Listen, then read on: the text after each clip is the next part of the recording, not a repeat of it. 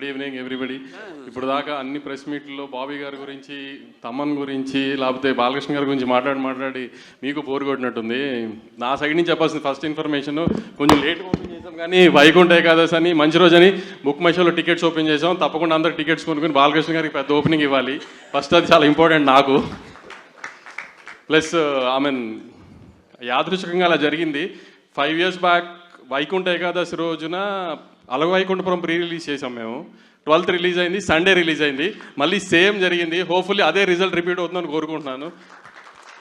చాలా 1 year నుంచి కష్టపడి కొంచెం ఆడ్ లొకేషన్స్లో, ఆడ్ నైట్స్లో, ఎక్కువ నైట్ షూటింగ్ అలా కష్టపడి చేసాం. తప్పకుండా మీ అందరికీ నచ్చుతుందని అనుకుంటున్నాను. Good evening everyone.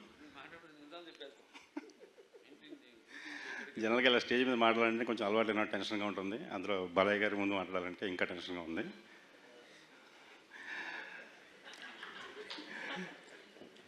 ఆయన ఏదో కొడతారని భయం కదండి, జనరల్గా భయపడుతుంది. ఆయన గురించి చాలా అపోహలు ఉంటాయి.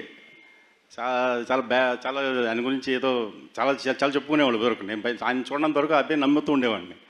ఆయనతో ఒక్కరోజు ట్రావెల్ చేసి తెలుస్తుంది ఆయన ఏంటో. ఆయన లవ్ చేస్తారు, ఒకరోజు ఆయనతో ట్రావెల్ చేసి లవ్ చేస్తారు. అలాంటిది నేను నా అదృష్టం బాబీ ఇచ్చిన అవకాశంతో దాదాపు 100+ days, మోర్ దాన్ 100 days ఆయనతో పొద్దునే సాయం దాకా ట్రావెల్ అయ్యాను. ఆయనతోనే కూర్చునేవాడిని. ఆ ఎక్స్పీరియన్స్తో ఆయన అంటే నాకు అర్థమైంది.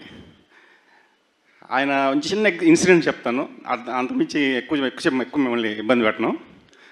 ఎండలో ఒకరోజు అక్కడ షూటింగ్ జరుగుతుంటే ఒక సీనియర్ హీరోయిన్ ఎవరో, ఒక సీనియర్ ఆర్టిస్ట్ అసిస్టెంట్ పక్కన ఒక అద్దం అది పట్టుకుని మేకప్ అది ఇచ్చే అసిస్టెంట్, ఆవిడకి అరౌండ్ 70 years ఉంటాయి. ఆవిడ ఎండలో నుంచుంటే ఈయన బాలయ్యబాబు గారు వాళ్ళ కుర్రాన్ని పిలిపించి, రే ఆవిడ కుర్చీ వేయి అని నీళ్ళలో కుర్చీ వేయించి ఆవిడ కూర్చోబెట్టి మళ్ళీ చెప్పారు, నువ్వు ఎప్పుడు ఎండలో నుంచోవద్దు, నీ పని ఉన్నప్పుడు ఇల్లు అక్కడికి, ఉత్తప్పుడు కూర్చో అని చెప్పారు. అలాంటి మనిషిని, that is Balayya Babu. And ఈ సినిమాలో ఇంకొకటి విషయం నేర్చుకున్నాను బాబీ దగ్గర. లాస్ట్ సెకండ్ వరకు దాని గురించి వర్క్ చేస్తున్నాడు. చాలామంది ఒక స్టేజ్ తర్వాత వదిలేస్తాం, ఇక చాలే అని వదిలేస్తాం. అది వదలకుండా లాస్ట్ ఇప్పటికీ ఇంకా రేపు 12వ తారీఖు దాకా ఇంకేదో చేస్తూనే ఉంటాడు నా ఉద్దేశం. అది అతని దగ్గర బాబీ దగ్గర నేర్చుకోవాల్సిన విషయం.